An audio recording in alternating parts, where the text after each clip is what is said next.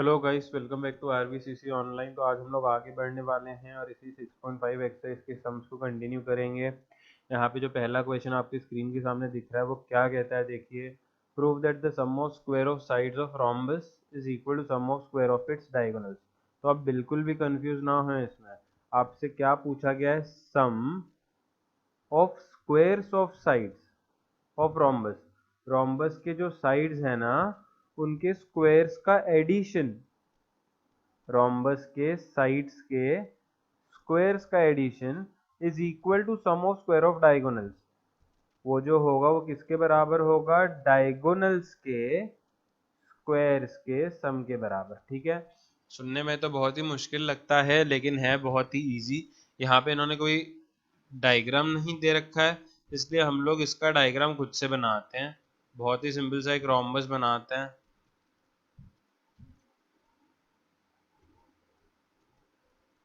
आप पेंसिल और स्केल से बनाओगे तो आपका मेरे से भी अच्छा आएगा। चलो, ये रोम्बस हमने बना लिया। इस रोम्बस को हम लोग नाम देते हैं। इस रोम्बस को हम लोग क्या नाम देते हैं? ए बी सी डी नाम दे देते हैं, सिंपल।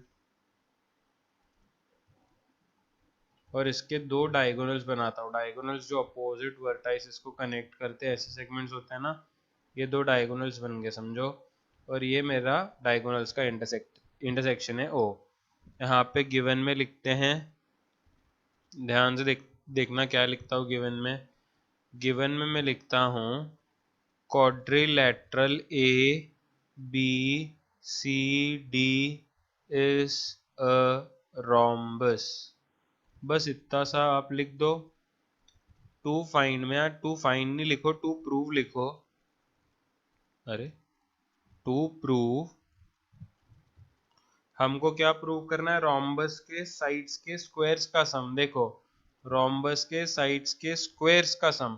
तो रोम्बस के साइड्स है A B B C C D और ए डी, उनके स्क्वायर्स का सम मतलब A B square plus B C square plus C D square plus A D square. तो रोम्बस के साइड्स के स्क्वायर्स का sum is equal to diagonals के squares का sum is equal to diagonal से A सी और B D, तो उनके स्क्वायर्स का सम इसके बराबर होगा। ऐसा मुझे प्रूव करना है। बहुत ही सिंपल है। शुरुआत करते प्रूफ की यहाँ से। सबसे पहले मैं बोलता हूँ quadrilateral A B C D एक रोम्बस है। ये चीज ऑलरेडी क्वेश्चन में दी गई है, मैंने अपने मन से नहीं लिखा है, ये गिवन है। अगर ये रोम्बस है मतलब इसके सभी साइड्स इक्वल होंगे। ये रोम्बस का प्रॉपर्टी है, ये हम लोग सभी जानते हैं। A B B C C D A D, all sides are equal. आप रीजन लिखते हैं यहाँ पे, ऑल साइड्स आर इक्वल। इसका रीजन लिख दें और इसको 1 बोल दें। अब एक बहुत ही इंपॉर्टेंट प्रॉपर्टी है रोम्बस का कि diagonals bisect each other. Rhombus का प्रॉपर्टी क्या है कि उसके डायगोनल्स एक दूसरे को बाइसेक्ट करते हैं। तो मैं लिखता हूं diagonals of rhombus bisect each other. ये उसका बहुत इंपॉर्टेंट प्रॉपर्टी है, उसी का फायदा हम लोग उठाएंगे यहाँ पे। तो मैं लिखूंगा AO जो है, अगर डायगोनल्स बाइसेक्ट करते हैं मतलब इक्वल हाफ में डिवाइड करते हैं, मतलब AO OC इक्वल हो जाएगा, BO OD इक्वल हो जाएगा, ऐसा बोल सकते हो। या फिर मैं ऐसे बोल सकता हूँ, डायगोनल्स अगर बाइसेक्ट करते हैं तो ये जो AO होगा ये पूरे AC का हाफ होगा। बताओ, अगर पूरा AC 10 है तो 5 और 5 में ही डिवाइड होगा ना, समझ रहे हो? तो अगर डायगोनल्स बाइसेक्ट करते हैं तो मैं इसको ऐसा लिख सकता हूँ कि AO is half of AC। Half of AC मतलब AC/2। एंड वैसे ही आप BO को क्या लिख सकते हो? हाँ, BO को आप लिख सकते हो BD का हाफ मतलब BD/2। Diagonals bisect each other करके आपको AO का और BO का वैल्यू मैंने लिख लिया है। वैसे ही आप DO और CO का भी लिख सकते थे, आपकी मर्जी है, वो आप कोई भी लिखो। मैंने AO और BO को लिखना प्रेफर किया है। आप अपने सम को DO और CO से भी सॉल्व कर सकते हो। ठीक है, मैंने लिखा डायगोनल्स बाइसेक्ट ईच अदर, मैंने AO का BO का वैल्यू निकाला। अब यहाँ पे ना मैं एक छोटा ट्राइंगल, क्योंकि मैंने AO और BO का वैल्यू निकाला है, तो AO और BO से एक ट्राइंगल बन रहा है AOB, अगर आप ध्यान दोगे तो मैं उस ट्राइंगल को कंसीडर करूंगा। In triangle AOB, in triangle AOB में लिखता हूँ angle AOB is equal to 90 degree. ये एंगल को मैं ना, ये जो एंगल आप देख रहे हो AOB, इस वाले एंगल को मैं 90 बोलता हूँ। क्यों? क्योंकि diagonals of rhombus are perpendicular to each other. Diagonals of rhombus are perpendicular to each other. Diagonals of rhombus are perpendicular to each other. perpendicular होने के वजह से वो जो है, हाँ 90 डिग्री है। अब मेरे को बताओ, एक ट्राइंगल है AOB, उसमें 90 डिग्री भी है, तो पाइथागोरस लगा सकते हैं। पाइथागोरस राइट ट्राइंगल में आ जाता है ना। पाइथागोरस थ्योरम क्या कहता है कि एक ट्राइंगल अगर 90 डिग्री वाला है तो उसमें आप लोग पाइथागोरस थ्योरम लगा सकते हो। तो पाइथागोरस थ्योरम में क्या कहा गया है, उसमें कहा गया है कि हाइपोटेनस स्क्वायर, 90 डिग्री के जो अपोजिट साइड होगा उसको हाइपोटेनस बोलते हैं। तो hypotenuse square equals to one side square plus other side square. मतलब यहाँ से आप देख सकते हो 90 डिग्री AOB की अगर मैं बात करूं, AOB की अगर मैं बात करूं तो यहाँ पे 90 डिग्री है, तो 90 डिग्री का opposite hypotenuse square equal to one side square plus other side square हो जाएगा। इसका मतलब मैं यहाँ पे लिखता हूँ बाय पाइथागोरस थ्योरम, आप पूरा लिखना, we can say AB square is equals to AO square plus BO square. AO square plus BO square, AO का वैल्यू AC/2, BO का वैल्यू BD/2। इसको चाहिए तो आप 1 दे दो और फिर वहां पे आप लिखे फ्रॉम 1। AO का वैल्यू क्या लिखता हूँ मैं, देखो AB का तो कुछ नहीं लिख रहा हूँ मैं, AO का वैल्यू लिख रहा हूँ मैं AC/2, और BO का मैं लिख रहा हूँ BD/2। स्क्वायर तो ऊपर ही AO स्क्वायर BO स्क्वायर है, ये AO और BO का वैल्यू फ्रॉम 1 से मैंने लिखा हुआ है। अब AB square as it is, AC square को AC का स्क्वायर AC स्क्वायर और नीचे 2 का स्क्वायर 4, BD का स्क्वायर BD स्क्वायर नीचे 2 का स्क्वायर 4। अब AB square is equal to नीचे 4 आ जाएगा और ऊपर आ जाएगा AC square plus BD square. 4 ऊपर जाएगा तो क्या हो जाएगा, 4AB square is equals to AC square plus BD square. अच्छा 4AB स्क्वायर मतलब AB को 4 बार लिखूं, AB square plus AB square plus AB square plus AB square, समझ रहे हैं आप, इक्वल टू यहाँ पे AC square plus BD square है। अब आगे देखें आप, मैं क्या करने वाला हूँ, पहला AB square as it is लिख रहा हूँ मैं, पहला AB square as it is लिख रहा हूँ। अगर आपने देखा होगा तो AB BC CD AD, अच्छा ऑलरेडी इसको 1 दे दिया था क्या, तो इसको आप 2 कर दें और पीछे भी फ्रॉम 2 लिख दें। खैर यहाँ पे देखो AB BC को CD को AD को सबको इक्वल है, तो मैं क्या करता हूँ, एक AB को AB लिखता हूँ, इस AB को मैं BC से चेंज कर देता हूँ, इस AB को मैं CD से चेंज कर देता हूँ, क्योंकि रोम्बस के सारे साइड्स इक्वल होते हैं। इस AB को मैं AD से चेंज कर देता हूँ, is equal to AC square plus BD square. ये चेंज क्यों हुआ, ये फ्रॉम 1 चेंज हुआ है ना, क्योंकि 1 में हमने सबको इक्वल बताया था, ये वहां से चेंज हुआ। तो इस तरीके से आप देख सकते हो रोम्बस के सभी साइड्स के स्क्वायर का सम रोम्बस के डायगोनल के स्क्वायर के सम के बराबर हो चुका है। बहुत ही सिंपल है, आप एक ट्राइंगल के 2 साइड्स फाइंड कर लें और फिर उसमें पाइथागोरस अप्लाई कर लें। मेरे को लग रहा है आपने ये समझ लिया होगा, और कभी भी ये क्वेश्चन आएगा तो आप इसको आसानी से सॉल्व कर लोगे। बहुत बहुत बहुत इजी तरीका मैंने बताया इसको करने का, आप इसको पॉज करके नोट कर सकते हैं। चलिए बढ़ते हैं अगले इंपॉर्टेंट क्वेश्चन पे इस एक्सरसाइज के, जहाँ पे बोलते हैं in the figure 6.54 O is point in the interior of triangle. O is the point in the interior दिख रहा है। उसके बाद बोला है OD is perpendicular to BC। आप देखें ये OD जो है ये BC को परपेंडिकुलर है। OE is perpendicular to AC, OE जो है वो AC को परपेंडिकुलर है। OF is perpendicular to AB, OF जो है वो AB को परपेंडिकुलर है। Then show that OA square, आप देखो क्या मेरे पास OA है, नहीं, तो आपको OA को कंस्ट्रक्ट करना पड़ेगा। अच्छे से आप OA को कंस्ट्रक्ट कर लें। तो ये आपके पास बन गया AO या OA। फिर आपके पास है आगे OB स्क्वायर, देख रहे हो क्या प्रूव करना है, OB स्क्वायर, OB भी नहीं है, ज्वाइन करना पड़ेगा कंस्ट्रक्शन से। उसके बाद बोला है OC, OC भी नहीं है, OC भी ज्वाइन करना पड़ेगा कंस्ट्रक्शन से, आप समझ रहे हो। OD, OD है, फिर है OE, फिर है OF, फिर है A, बाकी सब कुछ है यहाँ से। तो ये 3 चीज़ें मेरे को कंस्ट्रक्ट करनी थी। अब आप इतना बड़ा क्वेश्चन देख के बिल्कुल भी पैनिक ना होए, जितना बड़ा ये क्वेश्चन है उतना ही आसान ये क्वेश्चन है। वैसे गिवन वगैरह आप लिख देना, टू प्रूफ में ये 2 चीज़ें लिख देना, और मैं सीधे प्रूफ लिख रहा हूँ क्योंकि मेरे को काफ़ी जगह चाहिए सबको करने के लिए, तो जगह होनी चाहिए इसलिए मैं कर रहा हूँ। अगर मैं आपसे एक बात कहूँ, अगर यहाँ पे एंगल F 90 है तो ये तरफ भी 90 होगा, अगर यहाँ पे D 90 है तो ये तरफ भी 90 होगा, सिंपल सी बात है। ये D E 90 है तो E भी यहाँ पे 90 होगा। अब मेरे को देखे पहले प्रूफ में मुझे क्या क्या चाहिए, मुझे चाहिए OA। एक सेकेंड में कलर चेंज करता हूँ ताकि आपको क्लियरली समझे। देखो मेरे को क्या चाहिए, OA, मैं मार्क करते चलता हूँ, ये OA दिख रहा है।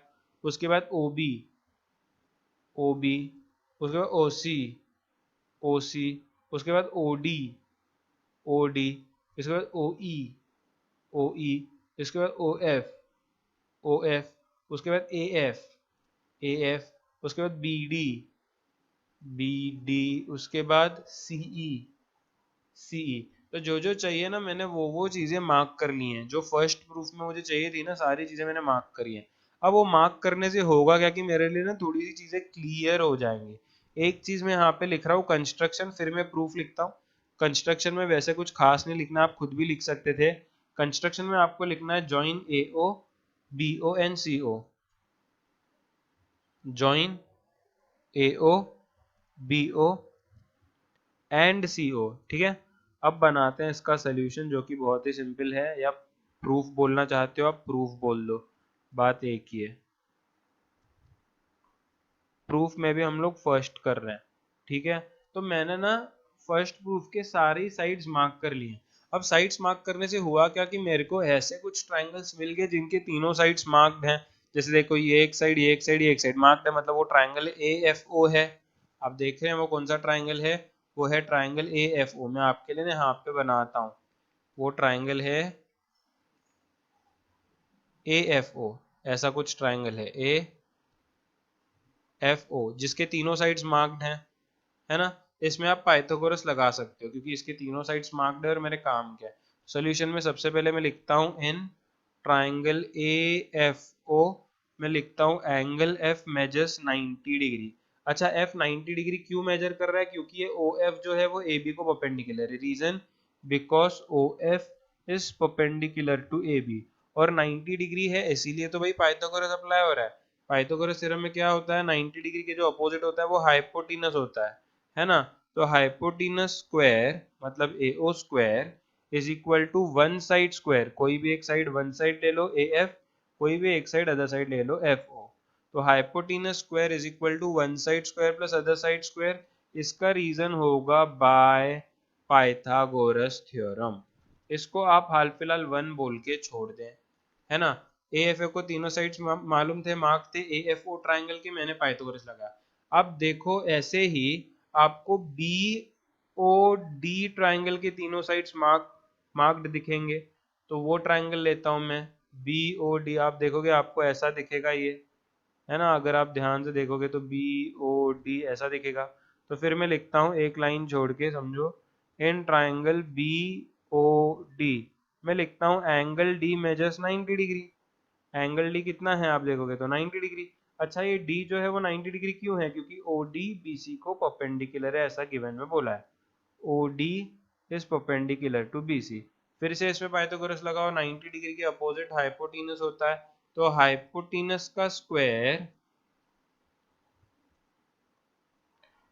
इज इक्वल टू कोई भी एक वन साइड ले लो ओडी स्क्वायर, कोई भी एक अदर साइड ले लो BD स्क्वायर। आ रही है बात समझ में। इसका रीजन होगा बाय पाइथागोरस थ्योरम, इसको 2 बोल देंगे। फिर से आपको एक और ऐसा ट्राइंगल दिखेगा जिसके तीनों साइड्स मार्क्ड है। देखो मैं डार्क ही कर लिया उस ट्राइंगल को, एक सेकेंड, हाँ अब आपको दिख जाएगा। आप ध्यान से देखोगे तो ये ट्राइंगल है, ये तो कंस्ट्रक्शन था, ये ट्राइंगल है ई ओ सी, जिसके ये तीनों साइड्स मार्क थे, है ना, जिसके तीनों साइड्स मार्क थे वो है ई ओ सी, तो उस ट्राइंगल को कंसीडर करेंगे।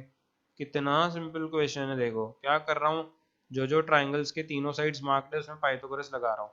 ट्राइंगल्स मार्क्ड कहाँ से हुए, जो प्रूफ में मुझे चाहिए था वो साइड्स मैंने मार्क कर लिए थे, है ना। तो बस ईओसी में फिर से मैं देख रहा हूँ, एंगल ई जो है वो 90 डिग्री है, देख रहे हो ई 90 है ना, दोनों तरफ ही 90 होगा। अच्छा ई 90 क्यों है, क्योंकि ओ ई जो है वो ए सी को परपेंडिकुलर है, ओ ई इज परपेंडिकुलर टू ए सी। बस फिर से पाइथागोरस लगाओ। अगर आपको चाहिए तो मैं आपको ट्राइंगल यहाँ पे ड्रॉ करके दिखाता हूँ, एक सेकेंड दे मुझे।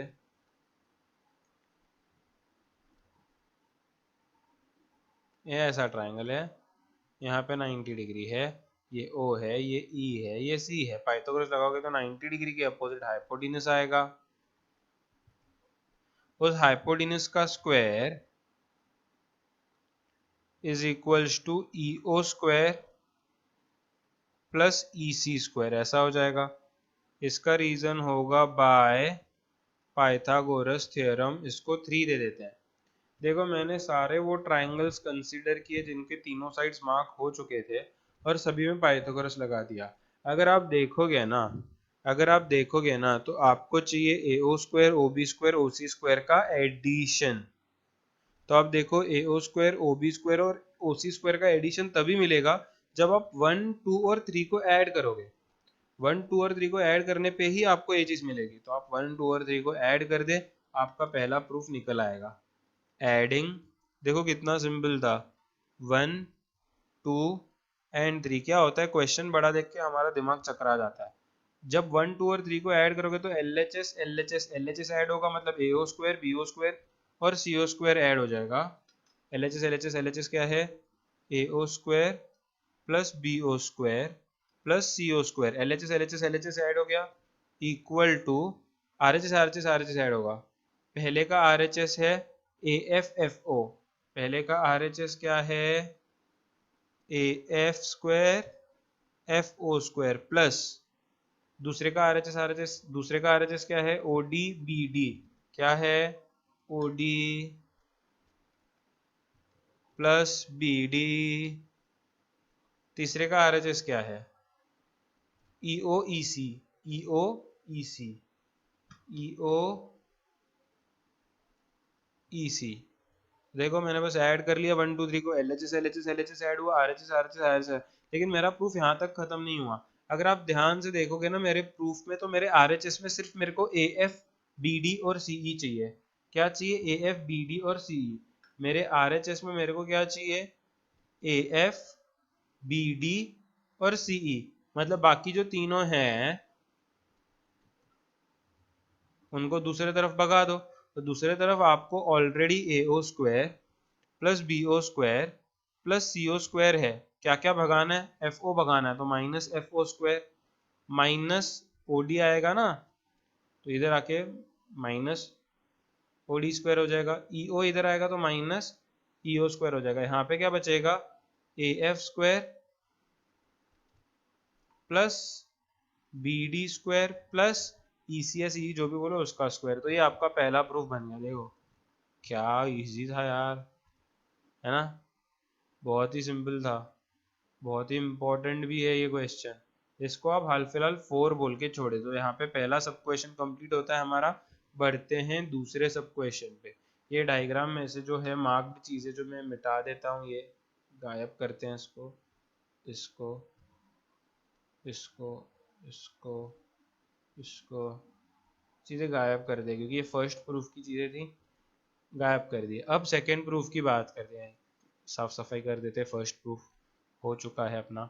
सेकेंड प्रूफ की बात करते हैं। सेकेंड प्रूफ में देखो मेरे को A F B D C E first में था, वो सेकेंड में तो है ही, मतलब ये ही चीज सेकेंड में है, लेकिन उसके साथ जो दूसरा है ना वो क्या है, आप देखें ए ई स्क्वायर है एक, सी डी स्क्वायर है दूसरा, सी डी देखो आप कहाँ पे दिख रहा है, ये यहाँ पे, और बी एफ स्क्वायर है तीसरा, बी एफ देखो आप कहाँ पे दिख रहा है, इधर। अब इन तीनों की वैल्यू हमको निकालनी है, इन तीनों की वैल्यू हमको निकालनी है। सबसे पहले क्या था, सबसे पहले था ए ई स्क्वायर ना, मैंने यहाँ पे ए ओ पे क्यों लगाया, ए ई स्क्वायर, राइट। अब इन तीनों की मैं वैल्यू ढूंढूंगा, किसकी किसकी, देखो A F B D C E तो यहाँ पे रिपीट हो रहा है, समझ रहे हो, यहाँ पे रिपीट हो रहा है ना। A F B D C हमने पहले में देखा इसको इक्वल था, फिर अब देख रहे हैं A F B D C इसको इक्वल है, मतलब इसी में कुछ हुआ ऐसा, मतलब इसी में हुआ कुछ ऐसा कि ये जो है इसमें कन्वर्ट हो चुका है, क्योंकि ये तो रिपीट हो रहा है, इसी में कुछ ऐसा खास हुआ कि वो कन्वर्ट हुआ। ठीक है, देखते हैं देखते हैं क्या होता है, देखते हैं, टेंशन बिल्कुल ना लो। मेरे को यहाँ पे ए ई स्क्वायर का वैल्यू चाहिए, सी डी का चाहिए, बी एफ का चाहिए, तो ए ई देख रहे हो आप, ए का वैल्यू ढूंढते हैं, बी एफ का वैल्यू ढूंढते हैं, डी सी का वैल्यू ढूंढते हैं। कैसे ढूंढेंगे, पाइथागोरस थ्योरम से। ए ई जो है वो कौन से ट्राइंगल में आ रहा है, ए ई ओ में, देखो ध्यान से, उसमें पाइथागोरस लगाता हूँ। अब सेकेंड प्रूफ शुरू करता हूँ, मैं लिखता हूँ in triangle A E O angle E is 90 degree, reason लिखना कौन किसको परपेंडिकुलर है, बार बार नहीं लिखूंगा मैं, ओ ई इज परपेंडिकुलर टू ए सी लिख देना। अब इन ट्राइंगल ए ई ओ अगर एंगल ई 90 डिग्री है तो 90 डिग्री के अपोजिट तो हाइपोटेनस होता है, तो आप फॉर्मूला लगा सकते हो, 90 डिग्री के अपोजिट हाइपोटेनस कौन है, ए ओ, तो हाइपोटेनस स्क्वायर मतलब A O square is equal to A E square plus O E square. क्या लिख सकते हो, A O square is equals to A E square plus O E square, समझ रहे हो। इसका रीजन होगा बाय पाइथागोरस थ्योरम, इसको फाय बोल के छोड़ते हैं, इसको एक्चुअली फाय नहीं बोलते हैं, ठीक है, इसको पाइथागोरस थ्योरम तो बोलते हैं। मेरे को किसका वैल्यू चाहिए था, अगर याद है आपको तो ए का वैल्यू चाहिए था ना, तो ए का वैल्यू निकालने के लिए ओ ई को उधर शिफ्ट करो, तो ओ ई स्क्वायर जो है उधर जाके माइनस हो जाएगा, तो ए ओ स्क्वायर माइनस ओ ई स्क्वायर आएगा ए ई स्क्वायर का वैल्यू, इसको फाय बोल दो, ए ई का वैल्यू मिल गया। अब ए ई के बाद दूसरा किसका वैल्यू चाहिए था, देखो ए ई स्क्वायर का वैल्यू मिल गया, दूसरा सी डी का चाहिए, तो सी डी कौन से ट्राइंगल में आता है, डी ओ सी ट्राइंगल में आता है। आप देख सकते हो डी ओ सी ट्राइंगल में डी 90 डिग्री है, तो मैं अब उसको सिलेक्ट करता हूँ, मैं सिलेक्ट करता हूँ इन ट्राइंगल डी ओ सी। आप देख सकते हो डी 90 है, क्यों 90 है उसका रीजन आप लिखें, फिर उसमें आप पाइथागोरस लगाएं। देखो डी तो 90 है, 90 डिग्री के अपोजिट तो हाइपोटेनस होता है, तो ओ सी हाइपोटेनस है, तो O C square is equal to O D square plus D C square बोल सकते हो, बिल्कुल बोल सकते हो। O C square is equals to O D square plus D O square बोल सकते हैं बाय पाइथागोरस थ्योरम। मेरे को किसका वैल्यू चाहिए, मेरे को वैल्यू चाहिए यहाँ पे सी डी का, तो डी ओ सी ट्राइंगल लिया है मैंने, कौन सा ट्राइंगल लिया है मैंने, डी ओ सी ट्राइंगल लिया है, तो O C square is equals to O D square plus ये डी सी स्क्वायर होगा,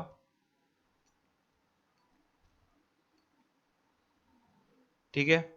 आप देख सकते हो ना यहाँ पे देख सकते हो O C square equal to O D square plus D C square, तो मेरे को डी सी का ही वैल्यू चाहिए ना वैसे, O C square equal to O D square plus D C square, हाँ, तो मेरे को डी सी का वैल्यू चाहिए, डी सी का वैल्यू चाहिए, इसलिए ओ डी को उधर भेज दें, तो ये क्या हो जाएगा, O C square minus O D square, D C का वैल्यू मिल जाएगा आपको, इसको आप 6 बोल दें, इसको आप 6 बोल दें। डी सी के बाद आपको तीसरा किसका वैल्यू चाहिए था, ए ई का चाहिए था, डी सी का चाहिए था, बी एफ का चाहिए।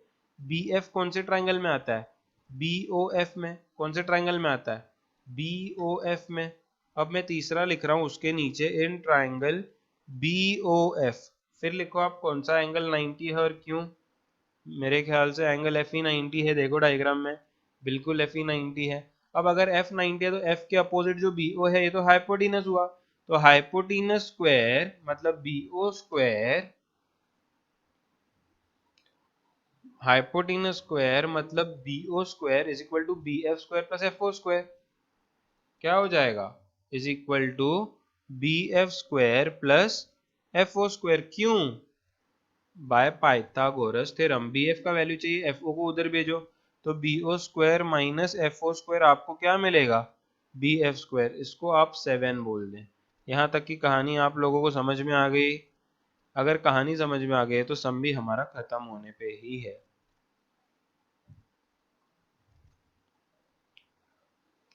अब मैं लिखता हूँ, देखो 4 में, देखो मेरे को ना प्रूफ में क्या चाहिए, मैंने आपसे पहले भी कहा कि ये रिपीट हो रहा है, ये रिपीट हो रहा है, तो मैं ना पहले वाले का ही मदद लेके दूसरा वाला प्रूव करने की कोशिश करूंगा। तो मैं यहाँ पे क्या लिखता हूँ, देखो फ्रॉम 4, 5, 6 एंड 7, ध्यान से देखना आप, फ्रॉम 4, 5, 6 एंड 7, अब सीन पलटेगा। हाँ, ध्यान दो, फ्रॉम 4, 5, 6 एंड 7, 4 में मैंने क्या लिखा, A F square, B D square और ई सी स्क्वायर, वो मैं लिखता हूँ फिर से, A F square plus B D square plus E C square. 4 में वो किसके बराबर था, इन सब के बराबर था। 4 में वो किसके बराबर था, इन सब के बराबर था। अगर आप देखोगे तो आपको ना ए ओ स्क्वायर माइनस ई ओ स्क्वायर दिखेगा, लेकिन ए ओ स्क्वायर माइनस ई ओ स्क्वायर तो ए ई स्क्वायर भी होता है। तो ए ओ स्क्वायर माइनस ई ओ स्क्वायर को मैं रिप्लेस करता हूँ ए ई स्क्वायर से। आई बात समझ में? वैसे ही आपको यहाँ पे O C square minus O D square दिखेगा। अब मेरे को बताओ, O C square minus O D square तो डी सी स्क्वायर होता है, तो O C square minus O D square को मैं किससे रिप्लेस करता हूँ, डी सी स्क्वायर से रिप्लेस करता हूँ। वैसे ही आप देखोगे B O square minus F O square, B O square minus F O square दिख रहा है, वो किसके बराबर होता है, बी एफ स्क्वायर के। तो ये जो B O square minus F O square था, उसको मैं बी एफ स्क्वायर से रिप्लेस करता हूँ।